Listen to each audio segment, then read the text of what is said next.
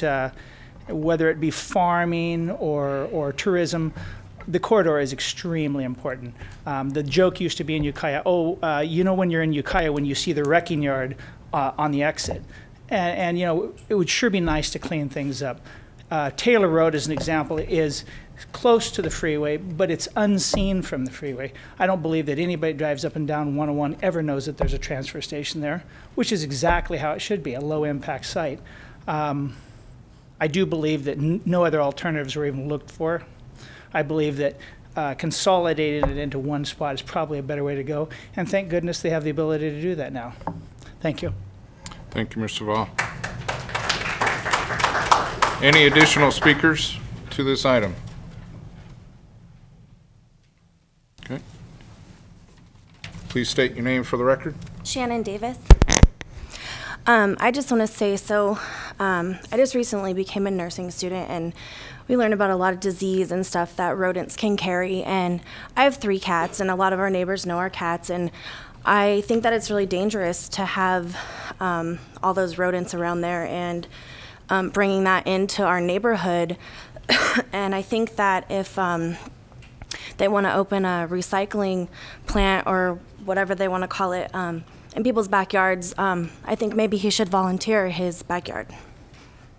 Thank you, Ms. Davis. I believe there's one more. Yes, please step forward, state your name for the record.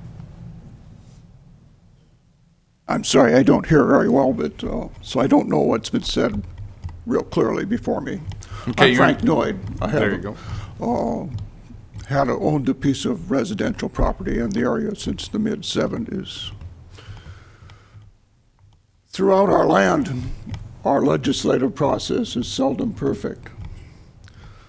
But we are people, and we can adjudicate when we've made a mistake or an error.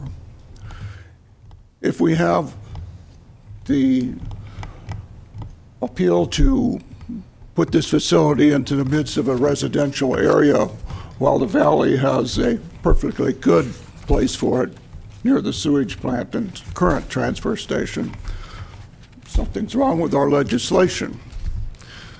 And we look to you as the governing agency that can adjudicate that and bring justice to the situation.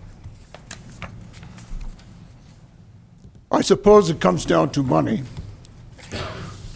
but let us consider that property reductions, property values will be reduced when it's near a waste stream such as this. Well, let's consider that it impacts all the homes here and many, many more. Perhaps values are reduced by $1 million. I don't think that's a stretch. Can we then look to reducing property taxes to that extent? Or is it the business that wishes to put this facility here? I suppose it's a money decision, as businesses always are.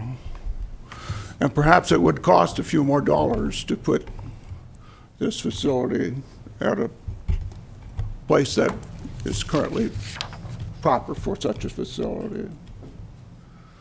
It would seem to me that that's fine. Then you have the entire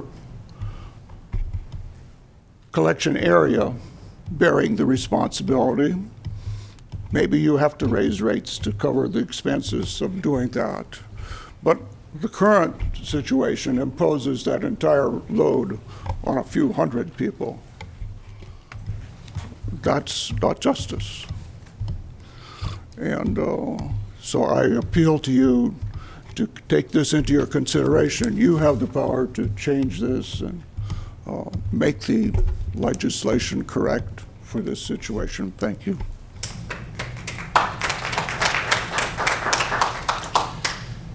Any additional members of the public wishing to speak to this item?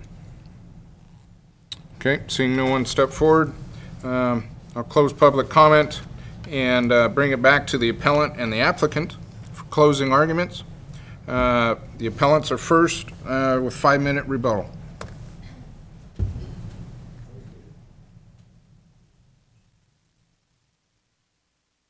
All right, I'd like to start by saying that everybody here supports the concept of the MRF. That's not what is at issue. The issue is the location of the facility, obviously.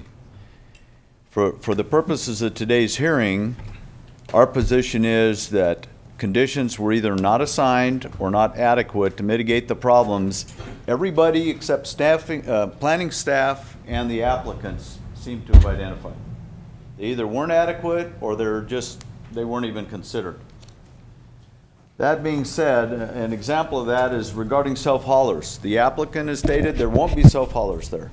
There won't be any self-haulers. However, we've already identified in both their application and the county staff position that we need to expand our diversion. In 2005, the county had only achieved 29% diversion. They are state mandated to achieve 50% diversion. Jerry Ward's going to help with that up in Willits. An MRF locally down here would help that here. We all agree with that. No question about it.